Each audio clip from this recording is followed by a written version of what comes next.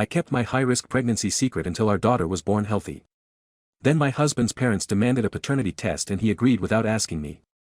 I never expected to be typing this post, but here I am, at 2 a.m. unable to sleep. With my 3-month-old daughter finally resting beside me. 3 days ago, my husband, Tony, 27M, and I, 25F, took our baby to meet his parents for the first time, and what should have been a joyful family gathering turned into the most humiliating moment of my life. His mom looked at our daughter for about 5 minutes before turning to Tony and saying they wanted a paternity test to confirm he was really the father. The worst part, Tony had already agreed to it without even talking to me. First, to give some background, Tony and I have been together for 5 years, married for 2. We live about 4 hours away from both our families because Tony is finishing his master's degree in engineering. I work full-time as a dental hygienist at a local practice. We don't see our families often, mostly during holidays or special occasions. My pregnancy was not something we announced to either of our families. This wasn't the plan originally, but at 8 weeks I started experiencing complications. There were constant bleeds and every doctor appointment came with warnings and cautions. The stress was overwhelming after the 3rd bleed sent me to the emergency room. Tony and I made the decision to keep the pregnancy private until our baby arrived safely. The distance from our families made this easier. My small frame also helped. I barely showed until the last 2 months, and even then a loose sweater was enough to hide it. During our brief Christmas visit, I worked until my 8th month and my scrubs concealed the changes in my body well enough. Tony's family has never liked me. His parents, particularly his mother Susan, thought I was after their money from day one. They come from a wealthy background. Tony's father owns several car dealerships in their hometown. Susan repeatedly made comments about me latching onto their son for his potential inheritance. In reality, I've always paid my own way. My job provides a steady income and I even offered to support us entirely when Tony considered taking a semester off to focus on his thesis. My family, on the other hand, embraced Tony immediately. My parents are simple, hardworking people who raised me to value independence and education. They were thrilled when I found someone who shared those values. When our daughter, Jill, was born healthy despite all the complications, we finally shared the news with our families. My parents were overjoyed, immediately planning a visit and sending gifts for their first grandchild. Tony's parents reacted differently. They questioned why we kept it secret, insinuating there must be some ulterior motive. Susan specifically asked Tony if he was sure about everything during a phone call he had on speaker last weekend. We decided it was time for Jill to meet her grandparents. We drove to Tony's parents' home on Saturday morning. At first everything seemed normal. Susan cooed over Jill while Tony's father, Thomas, asked about my recovery. We sat in their living room, had coffee, and showed them pictures from the hospital. I was just starting to relax when Susan cleared her throat and dropped her bombshell. She said that before they could fully welcome Jill into the family, they needed to confirm she was actually their grandchild. Tony needed to get a paternity test. I looked at Tony, expecting him to defend me to be shocked alongside me. Instead he nodded and said he'd already told them he would do it. I felt the blood drain from my face. 5 years together and this was happening. I didn't want to cause a scene in front of his parents, so I simply nodded and excused myself to change Jill's diaper in the guest bathroom. I splashed cold water on my face and tried to keep myself composed. I've never felt so disrespected in my life. On the long drive home I couldn't hold back anymore. I asked Tony how he could agree to something like that without even discussing it with me first. He shrugged it off, saying it wasn't a big deal if I had nothing to hide. He explained his parents just needed some reassurance and it would make everything smoother going forward. The next day I met my mom for lunch while Tony watched Jill. I told her what happened and her reaction validated my feelings. She put down her fork, pushed her plate away and asked me to repeat what I'd just said. When I finished, she called Tony several names I won't repeat here. She pointed out that demanding a paternity test was essentially accusing me of cheating, of lying about my child's father. She couldn't believe Tony hadn't stood up for me. That evening my phone started blowing up. My grandfather called, then my grandmother. Apparently, my mom had told them about the paternity test demand. My grandfather, who has always treated me like his own daughter, was furious. He called Tony directly and told him he was no longer welcome in their home. My grandmother sent a long text about respect and family values. She also mentioned how ridiculous the whole thing was, since Jill looks exactly like Tony, down to the same dimple on her right cheek. When Tony got home that night he exploded. He screamed that I had ruined his relationship with my family by telling them private business. He said my grandfather had threatened him and now he couldn't even visit my family's home. He kept saying I had destroyed his image with people he cared about. I tried to explain that I wasn't the one who created the situation. His automatic agreement to his parents' insulting demand did that, but he wouldn't listen. He kept pacing around our apartment saying I should have kept it between us, that I made everything worse by involving my family. The next morning the test was performed. We went to a clinic Tony's parents had arranged. The technician swabbed both Tony's and Jill's cheeks. Tony repeatedly told me it would all be over soon, that once his parents saw the results everything would go back to normal. I didn't respond. 2 days later the results came in. Susan called Tony immediately, her voice loud enough through the phone that I could hear her excitement. Tony was confirmed as Jill's biological father, exactly what I already knew. Tony was thrilled, telling me now his parents would be fully supportive, that they would help with Jill and with our finances while he finished school. But something had broken inside me. This wasn't just about the test. It was about Tony choosing his parents over me, about him allowing them to disrespect me in the most fundamental way. I told him I needed a break from him and from his family's games. He didn't understand. We argued again, this time with him saying, the test proved everything was fine. Now I packed bags for Jill and myself while he tried to convince me to stay. I drove straight to my parents' house, tears blurring the road ahead. That night Tony called and apologized.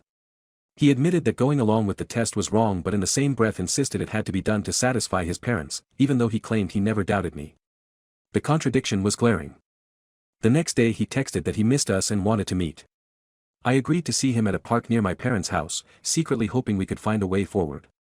Tony had to meet us there because my grandfather had made it clear he wasn't allowed on their property at the park.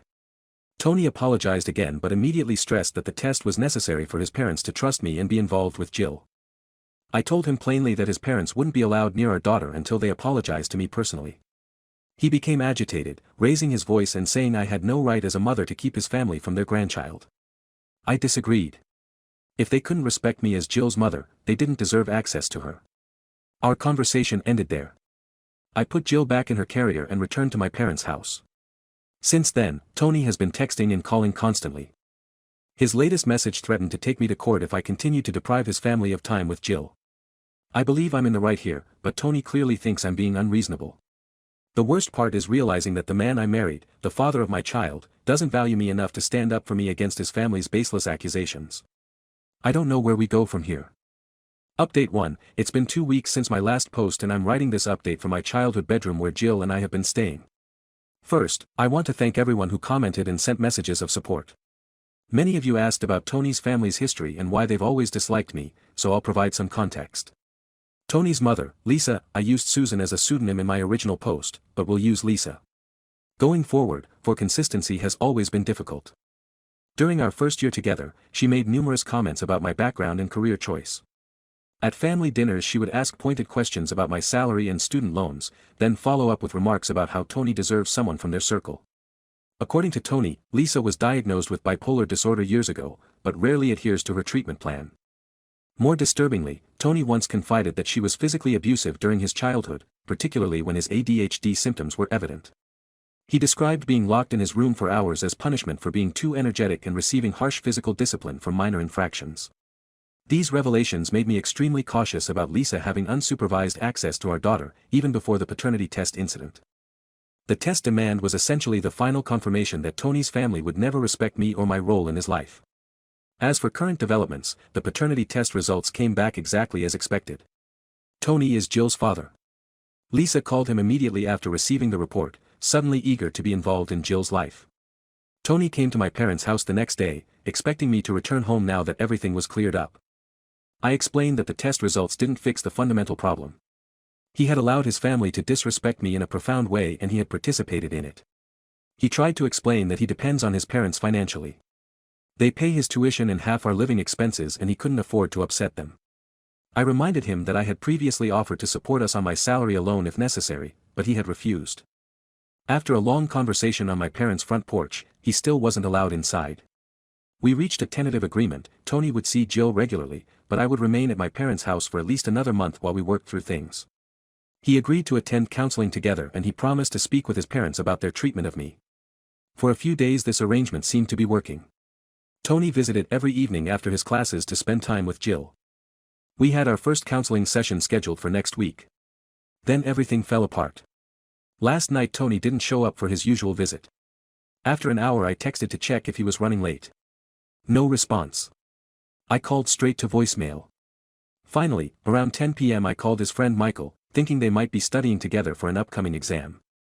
Michael sounded uncomfortable on the phone. He hesitated before telling me that Tony wasn't with him and, as far as he knew, Tony had plans to meet someone named Vanessa. Michael quickly added that he thought I knew about it, that it was some group project meeting. I thanked Michael and hung up.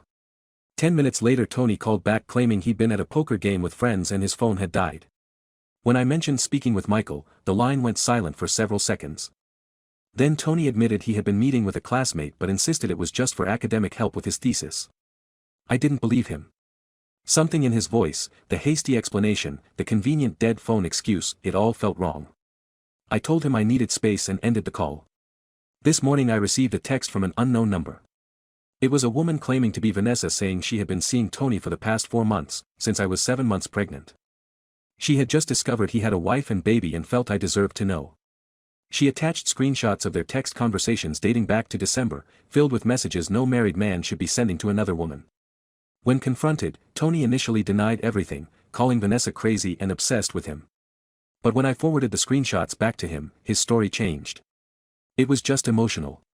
He claimed nothing physical. He had been stressed about becoming a father, about his thesis deadline, about money. It didn't mean anything. I asked him to leave me alone. I blocked his number, his email, his social media accounts. My parents have been incredible through all of this, taking shifts with Jill so I can get some sleep. My father installed a security camera at their front door after Tony showed up unannounced yesterday afternoon demanding to see his daughter. For now I'm focusing solely on Jill. She's starting to smile more, responding to my voice. My mother says she has my eyes, though everything else is pure Tony. It hurts to see his features in her face, but she's my world now, the one good thing to come from this relationship. I've contacted a lawyer about custody arrangements. The initial consultation is scheduled for next week. I'm not trying to keep Tony from his daughter, but I need formal boundaries in place. The lawyer advised me to document everything, including the paternity test demand and the infidelity. Tony's parents have been calling my parents' house repeatedly. My mother finally answered yesterday and told them in no uncertain terms that they were not welcome to visit and that any communication should go through my attorney. Going forward, Lisa apparently broke down crying, saying she just wanted to see her granddaughter. My mother reminded her that questioning Jill's paternity wasn't the act of a loving grandmother. I'm not sure what the future holds, but I know I can't go back to Tony. The trust is completely shattered between his family's disrespect and his betrayal during my pregnancy. There's nothing left to salvage except a workable co-parenting arrangement for Jill's sake. Update 2. It's been almost a year since my last update and so much has changed that I hardly know where to begin. Jill just celebrated her first birthday last week. She's walking everywhere, babbling constantly, and has developed quite the personality. She looks more like Tony every day, which is both a blessing and a challenge. After my last post, Tony and I tried to establish a civil co-parenting relationship. He would visit Jill at my parents' house 2 or 3 times a week for a few hours. I stayed in another room during these visits to avoid confrontation. This arrangement worked adequately for about 2 months. Then Tony began pushing for overnight visits. Jill was still exclusively breastfed at that point and I explained that she needed to be with me during the night. Tony accused me of using breastfeeding as an excuse to limit his time with his daughter. Our carefully constructed civility crumbled. What I didn't share in my previous updates was the full extent of Tony's deception. The woman he was seeing during my pregnancy wasn't the only one. There were at least 3 others, according to the evidence that eventually surfaced. While he maintained these were all just emotional connections, messages recovered from his laptop which he had left at our apartment suggested otherwise. Around the same time, Tony's academic situation deteriorated. He had missed multiple deadlines for his thesis and skipped several critical exams. In May he received notice that he was being dismissed from his master's program due to insufficient academic progress. Rather than tell his parents about his academic failure, Tony moved back to their house, claiming he couldn't afford our apartment alone. After I left, for weeks he maintained the pretense of attending classes, while actually spending his days at the local library or at friends' apartments. When Lisa eventually discovered the truth about his dismissal from university, she opened his mail. She exploded. According to Tony's tearful phone call to me that night, she called him worthless and lazy, saying she regretted spending money on his education. She gave him 3 days to move out, saying she wouldn't support a failure. The irony wasn't lost on me, the family he had chosen over me, the people whose approval he sought so desperately that he subjected me to a paternity test, had abandoned him at the first sign of imperfection. Despite everything, I felt a pang of sympathy. Tony had nowhere to go, his friends couldn't take him in long-term, and his part-time campus job had ended with his dismissal from the program against my better judgment. I allowed him to sleep on my parents' couch for 2 nights while he scrambled to find housing. During those 2 days, Tony seemed genuinely remorseful. He spent hours playing with Jill, helping with household chores and attempting to make amends with my family. My grandfather remained firm in his disapproval, but my parents began to soften slightly. On the 3rd morning, Tony announced he had found a studio apartment he could afford with the money from his final paycheck. He moved out that afternoon. After saying goodbye to Jill for a moment, watching him kiss her forehead, I remembered the man I had fallen in love with years ago. That nostalgic moment was short-lived. The following week Tony filed for joint custody of Jill, claiming I was alienating him from his daughter. His petition included demands for overnight visitation and decision-making authority regarding her healthcare and education. The court proceedings dragged on for months. Tony obtained a part-time job at a local retail store but remained financially unstable. His parents refused to help with legal fees or living expenses, still angry about his academic failure. During the custody hearing, the judge ordered Tony to pay child support based on his potential earning capacity rather than his current income. Additionally, the court denied his request for joint custody, citing his unstable living and employment situation. He was granted supervised visitation rights, only to be reviewed after 6 months of consistent child support payments and stable housing. The ruling devastated Tony. He had genuinely believed the court would grant him equal parenting time, despite his circumstances. When the judge announced the decision, he put his head in his hands and wept openly outside the courthouse. I approached him and offered a compromise: if he could maintain steady employment and appropriate housing, I would allow him more time with Jill than the court had ordered, specifically daytime visits every other weekend plus 1 weekday afternoon. He agreed immediately. Over the past 4 months Tony has kept his end of the bargain. He found a better-paying job as an assistant manager at an electronics store and has paid his child support on time. He sees Jill approximately 8 days each month, always returning her to me before evening. His parents have attempted to reconnect several times, sending gifts for Jill's birthday and requesting photos. I've maintained my boundary. They are not welcome in Jill's life until they apologize sincerely for their treatment of me. So far, no apology has been forthcoming. I've moved out of my parents' house and into a small 2-bedroom apartment closer to my workplace. My career has advanced. I was promoted to lead hygienist at my dental practice and have started taking courses toward an eventual degree in dental therapy. The pain of Tony's betrayal still surfaces occasionally, especially during holidays or when Jill reaches new milestones.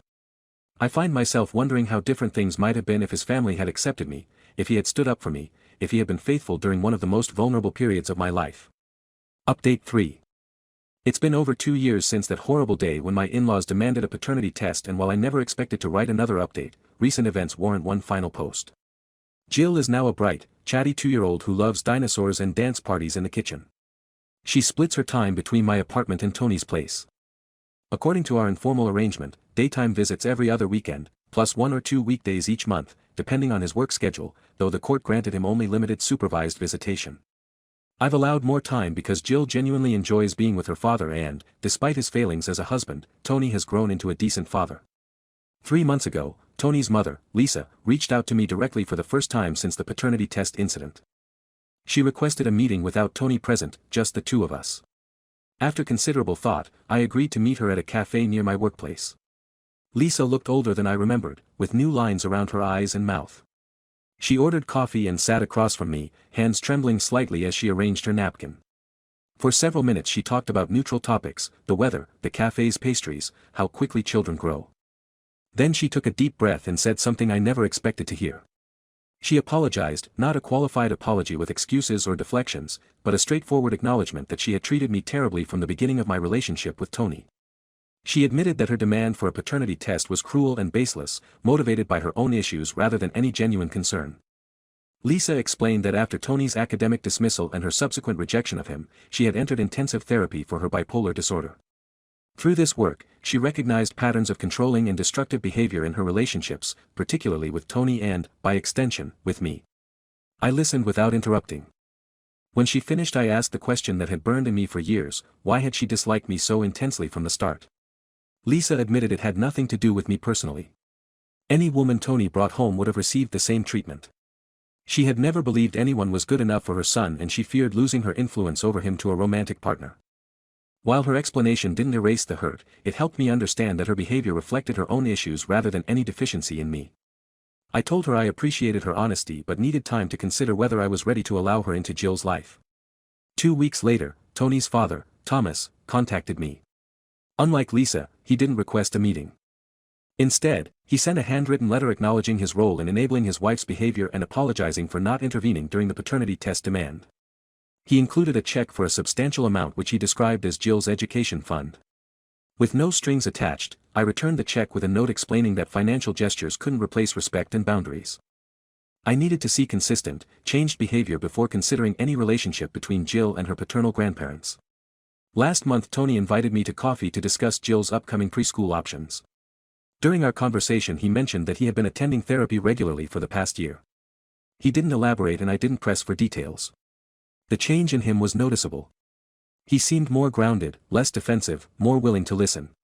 As we were leaving, Tony asked if I would consider allowing his parents a brief supervised visit with Jill for her upcoming birthday. They had continued their therapy, he said, and his relationship with them had improved significantly, with clearer boundaries. I promised to think about it after consulting with my own therapist. Yes, I eventually started seeing one, despite my initial reluctance. I agreed to a short visit at a neutral location, a local park with playground equipment where Jill would be comfortable. I set strict conditions: the visit would last 1 hour, I would be present the entire time, and at the first sign of inappropriate behavior we would leave immediately. The visit took place last weekend. Lisa brought a modest, age-appropriate gift for Jill and followed my lead in all interactions. Thomas kept a respectful distance, engaging with Jill only when she approached him. Their behavior was tentative but sincere. Jill, being too and naturally friendly, accepted their attention without reservation. At the end of the hour, Lisa thanked me for the opportunity and asked if another visit might be possible in the future. I told her we would take things one step at a time. Tony and I will never reconcile romantically. Too much damage has been done, too many boundaries crossed. But we have found a workable co-parenting relationship centered on Jill's well-being. He has maintained stable employment and housing for over a year now and has consistently met his financial obligations for Jill's care. As for me, I completed my dental therapy certification and received a substantial raise at work. My apartment is small but comfortable, with a garden where Jill and I grow strawberries and cherry tomatoes. My parents visit often and my grandfather, who finally allowed Tony back into his home last Christmas, teaches Jill to play chess despite her limited attention span. Life isn't what I envisioned when Tony and I married, when we decided to have a child together. The path has been harder and lonelier than I ever expected, but watching Jill thrive despite the complicated circumstances of her early life has given me a different kind of satisfaction. I've built a stable, loving home for her, and ultimately that matters more than the pain of the past. I don't know what the future holds for our unusual family arrangement. The boundaries may shift as Jill grows and as her grandparents continue to demonstrate changed behavior. What I do know is that I've found strength I never knew I possessed, and I'm no longer afraid of standing my ground when necessary or extending grace when appropriate. Thank you to everyone who has followed this journey and offered support along the way. This will be my final update. It's time to focus on moving forward rather than revisiting the past. Now let's move to the next story, story 2. I found out my wife was having an affair with her boss's son. Her family harassed me to forgive her, but what I did next left everyone speechless. I 28M found out my wife, 27F, cheated on me during her work trip abroad. Now her family is blaming me for everything. My wife Allison and I have known each other since we were kids. We grew up in the same small town in Ohio, where everyone knew everyone else's business. Our families were close friends and we often joked that we were destined to end up together. Despite this, we didn't start dating until college. I was always the shy, bookish type, more comfortable with computers than people. Allison, on the other hand, was the life of the party. She was involved in every school club, played on the volleyball team and seemed to know everyone in town. I had a crush on her for years but never had the courage to ask her out. It wasn't until we both ended up at Ohio State that things changed. We bumped into each other at a freshman orientation event and it was like seeing each other for the first time. We started hanging out first as friends, then as study buddies and finally as a couple. Our families were thrilled when we started dating, often joking about planning our wedding before we'd even graduated. College was a whirlwind of late-night study sessions, football games and stolen moments between classes. Allison pursued a degree in marketing, while I dove into computer science. We supported each other through tough exams and celebrated each other's successes by the time graduation rolled around. We were inseparable. After college we both landed jobs in Columbus. I started as a junior software engineer at a tech startup, while Allison got an entry-level position at a marketing firm. We moved in together, renting a small apartment downtown. Those first few years were tight financially, but we were happy. We'd spend our weekends exploring the city, trying new restaurants or just curled up on the couch binge-watching TV shows. 3 years after graduation, I proposed. I had been saving up for months to buy the perfect ring. I planned an elaborate scavenger hunt around the city, revisiting all our favorite spots from our college days. The final clue led Allison to the rooftop of our apartment building where I was waiting with roses and champagne. She said yes before I could even finish asking the question. Our wedding was a big affair, as is typical in small-town Ohio. Both of our large extended families attended, along with what felt like half the town. Allison's parents spared no expense, insisting on paying for most of it, despite our protests. It was a beautiful day, and I remember thinking that life couldn't get any better for the first year of our marriage. Things were amazing. We both excelled in our careers and our relationship felt stronger than ever. We started talking about buying a house and starting a family. Everything seemed to be falling into place. Then, about a year ago, Allison got a big promotion at work. She became the head of digital marketing, a position that came with a significant pay raise but also required more travel. At first, it was just short trips to Chicago or New York, never more than a few days at a time. I missed her when she was gone, but we made it work with daily phone calls and video chats. 6 months ago, Allison's boss offered her the opportunity to lead a major project in Frankfurt, Germany. It was a 3-month assignment that could potentially lead to even bigger opportunities within the company. Allison was ecstatic about the offer and I encouraged her to take it. I knew how hard she had worked for this kind of recognition and I wanted to support her dreams. Before she left, we had a long talk about how we'd manage the long-distance relationship we promised to video chat every day, no matter how busy we were. We even set up a shared online calendar to keep track of each other's schedules across time zones. I surprised her with a locket containing our wedding photo, telling her to keep it closed when she missed home. The first month of Allison's assignment went well. We talked every day and she'd excitedly tell me about her work and the new friends she was making on her team. She seemed to be thriving in the international environment. I was proud of her, even if I was a bit lonely back home. As the weeks went on, though, I noticed a change. Our calls became shorter and less frequent. Allison often seemed distracted or tired, brushing off my concerns by saying she was just busy with work. I tried not to worry, focusing instead on my own job and the house renovations we had planned for. When she returned, then I noticed something odd on Allison's Instagram. There was this guy, Mark, who kept appearing in her photos. He was always standing close to Allison, his arm casually draped over her shoulder, and grew pictures. In one photo they were alone at a beer garden raising their steins to the camera with wide smiles. When I asked Allison about Mark during our next call, she got defensive. She said he was just a coworker and accused me of not trusting her. I backed off, not wanting to start an argument when we were so far apart, but the seed of doubt had been planted and I couldn't shake the feeling that something was off. The last few weeks of Allison's assignment were tense. Our conversations became stilted and awkward. She canceled our calls more often, citing late nights at the office. I found myself checking her social media obsessively, looking for more photos of Mark or any clue about what was really going on. 2 weeks before Allison was due to come home, she called me out of the blue in the middle of the day. Her voice sounded strange, almost guilty. She said she had something important to tell me but wanted to wait until she was home to discuss it in person. My stomach dropped. I knew deep down what was coming, but I tried to hold on to hope that I was just being paranoid. The day Allison returned, I picked her up from the airport with a bouquet of her favorite flowers. She barely looked at them, her eyes red-rimmed and avoiding mine. The drive home was silent, thick with unspoken words. Once we got home, Allison sat me down and confessed she had cheated on me with Mark. She swore it had only happened once, after a team celebration at a local bar. She said she regretted it immediately and had been racked with guilt ever since. Through tears, she begged for my forgiveness, saying she wanted to work on our marriage and that it would never happen again. I felt like the ground had disappeared beneath my feet. The woman I had loved since high school, who I thought I knew better than anyone, had betrayed me in the worst way possible. I couldn't even look at her. I asked her to leave to go stay with her parents. While I tried to process everything the next day, the phone calls started. First it was Allison's mother. She was livid, accusing me of abandoning her daughter when she needed me most. She said I was being selfish and immature, that a real man would stand by his wife through thick and thin. I tried to explain the situation, but she wouldn't listen. In her eyes, Allison could do no wrong. Then Allison's father called. He took a different approach, trying to appeal to my sense of commitment. He reminded me of how long Allison and I had been together, of all the plans we had made. He suggested that maybe I had driven Allison to cheat by not being attentive enough while she was away. His words stung, making me question if I was somehow to blame for this mess. The harassment didn't stop there. Allison's sister, Emily, who had always been closer to Allison than to me, took to social media. She posted a long rant about the importance of forgiveness in relationships, clearly aimed at me without naming names. Mutual friends started reaching out, some offering support, others urging me to give Allison another chance.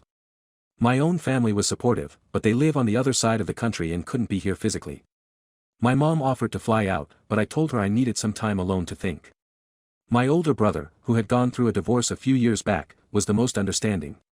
He told me to take my time and not let anyone pressure me into a decision I wasn't ready to make. It's been 2 weeks since Allison's confession and I feel like I'm drowning. Allison keeps calling and texting, alternating between apologies and pleas for another chance. Her family's pressure is relentless.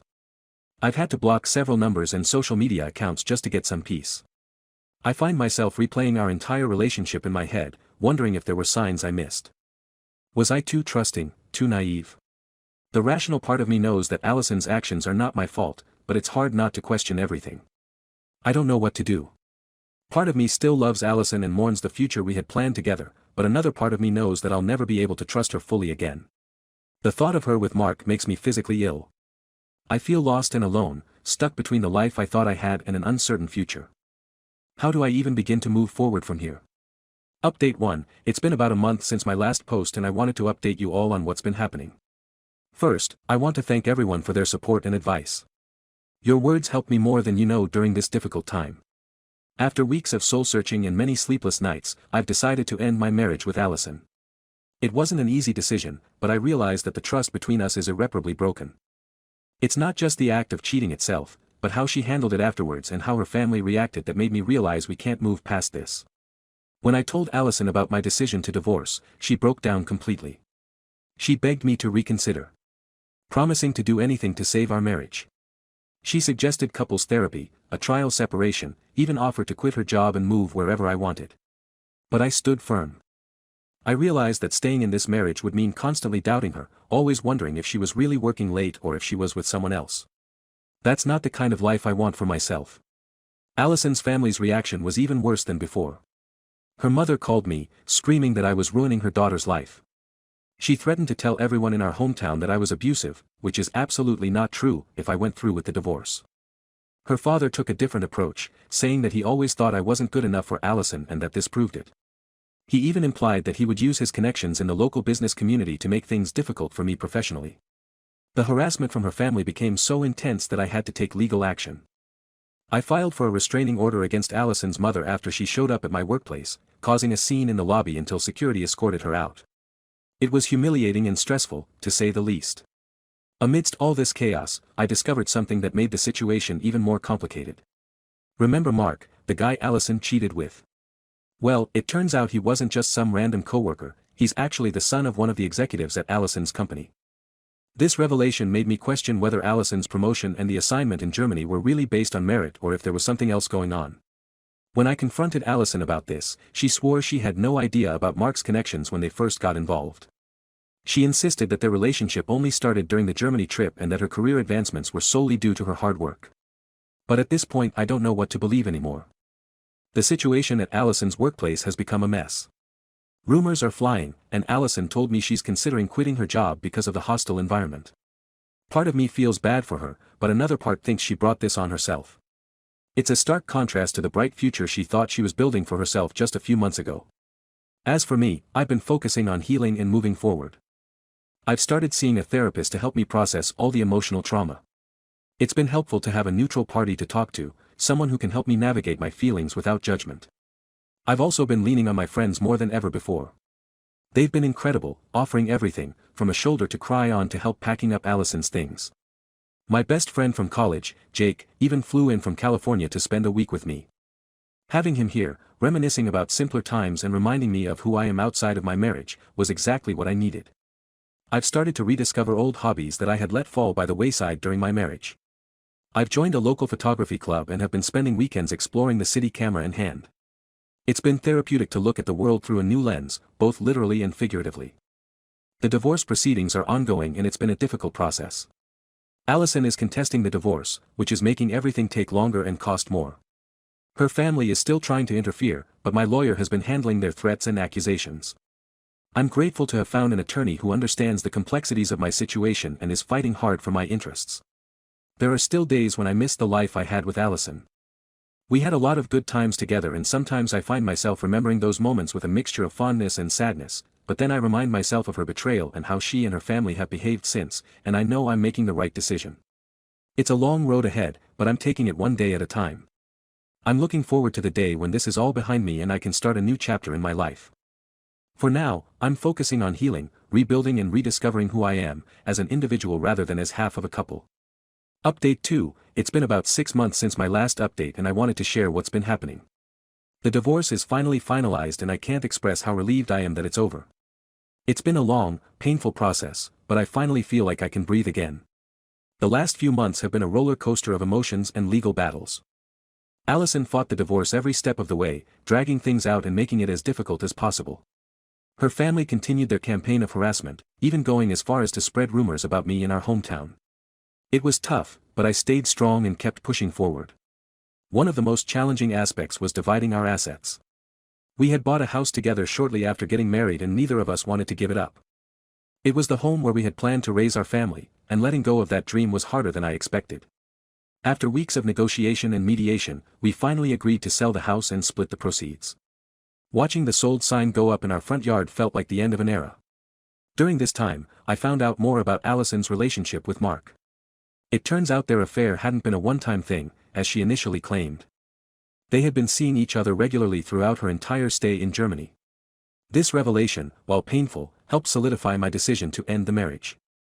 It also explained why Allison had been so resistant to the divorce. She had been hoping to keep both relationships going. Allison eventually left her job due to the awkward situation with Mark and the rumors circulating in the office. Last I heard she's moved to Chicago to start fresh. Despite everything that happened, a small part of me hoped she's doing okay. We shared too much history for me to wish her ill, even if I can't forgive her actions. As for me, I've been focusing on rebuilding my life. I've moved into a new apartment in a different part of the city. It's smaller than our house, but it feels like a fresh start. I've been slowly making it feel like home, buying new furniture and decorating it in a way that reflects who I am now, not who I was as part of a couple. The cooking classes I mentioned in my last update have become a real passion. I've even started a food blog sharing recipes and stories about my culinary adventures. It's been therapeutic to pour my energy into something creative and positive. I've started hosting small dinner parties for my friends, something I never would have done before. It feels good to fill my new home with laughter and good food. My relationship with my own family has grown stronger through all of this. They've been my rock, offering support and love when I needed it most. My parents came to visit for a week, helping me settle into my new place and providing a much-needed distraction from the stress of the divorce. My brother and his wife have been checking in regularly, always ready with a joke or a word of encouragement when I'm feeling down. I've also reconnected with some old friends who I had lost touch with during my marriage. It's been eye-opening to realize how much I had centered my life around Allison and her social circle. Reconnecting with my own friends has reminded me of who I was before I got married, and it's helping me figure out who I want to be now. One unexpected positive outcome from this whole ordeal is that I've become closer to my neighbor, Sarah. She's been going through a divorce herself and we've bonded over our shared experiences. We've been spending more time together, going for runs in the park or grabbing coffee on weekend mornings. While I'm not ready for a relationship yet, it's nice to have someone who understands what I'm going through. I still have my bad days. Sometimes I'll come across an old photo or remember a happy memory and it'll hit me hard. The other day I found the locket I had given Allison before her trip to Germany, tucked away in a box of her things that she never came to collect. It brought back a flood of emotions, anger, sadness, nostalgia, but these moments are becoming less frequent and less intense. I'm learning to appreciate the good times for what they were, while also acknowledging that the relationship had to end. My therapist has been incredibly helpful throughout this process. She's helped me work through my anger and trust issues and I'm slowly learning to open up again. It's a long journey, but I feel like I'm making progress every day. We've been working on setting boundaries, both with Allison's family and in future relationships. I'm learning to trust my instincts and value myself more. Work has been a welcome distraction. Through all of this, I've thrown myself into new projects, even taking on a leadership role in developing a new software platform for our company. My boss has been understanding about the whole situation, giving me flexibility when I needed it for court appearances or therapy sessions. I'm grateful for the support and the opportunity to grow professionally during this challenging personal time. I've also started volunteering at a local animal shelter on weekends. It's been therapeutic to spend time with the dogs and cats, giving them love and attention. There's something healing about caring for these animals who have also been through tough times. I'm even considering adopting a dog of my own once I feel more settled. As for my relationship with Allison's family, things are still tense. Her parents have finally stopped trying to contact me, though I still hear about them through mutual acquaintances in our hometown. Allison's sister occasionally reaches out, usually when she's had a few drinks, alternating between apologies for her behavior and accusations that I've ruined her sister's life. I've learned to ignore these messages for my own peace of mind. Looking back, I can see how much I've grown through this experience. While I would never wish this kind of pain on anyone, I can appreciate the strength and resilience I've discovered in myself. I've learned valuable lessons about trust, self-worth, and the importance of maintaining my own identity within a relationship. I'm not dating yet and I'm okay with that.